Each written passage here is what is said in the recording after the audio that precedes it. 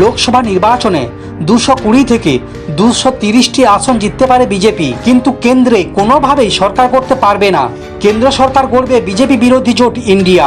BJP নেতৃত্বকে তোপ দেগে শনিবার এমনটাই মন্তব্য করলেন দিল্লির মুখ্যমন্ত্রী অরবিন্দ কেজরিওয়াল। কেজরিওয়াল আরও জানিয়েছেন, কেন্দ্রের জোট ইন্ডিয়া যে সরকার লোকসভা নির্বাচনের পর গড়বে তার শরিক হবে তার দল আম আদমি পার্টি।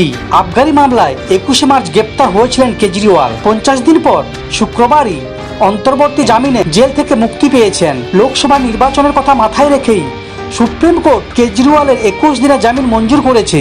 শনিবার সকাল থেকেই প্রচারে নেমেছেন কেজরিওয়াল, আর প্রচারে নামার পর থেকে বিজেপিকে লাগাতার আক্রমণ করে চলেছেন তিনি। দিল্লির মুখ্যমন্ত্রীর দাবি, কোনোভাবেই এবার কেন্দ্র সরকার গড়তে পারবে না বিজেপি। হরিয়ানা, রাজস্থান, কর্ণাটক, দিল্লি, বিহার, মহারাষ্ট্র, পশ্চিমবঙ্গ, ঝাড়খণ্ড এবং উত্তরপ্রদেশে বিজেপি আসন কমবে, কোনো রাজ্যে তাদের আসন বাড়বে না। এরপরেই তিনি আরও বলেন, জেল থেকে মুক্তি পাওয়ার পর আমি নির্বাচন বিশেষজ্ঞ এবং জনগণের সঙ্গে কথা বলেছি এবং জানতে পেরেছি যে কেন্দ্র সরকার গড়তে পারবে না বিজেপি। বিজেপি 220 থেকে 230টির বেশি আসন পাবে না। 4ই জুন মোদী সরকার গঠন হচ্ছে না, সরকার গড়বে জোট ইন্ডিয়া।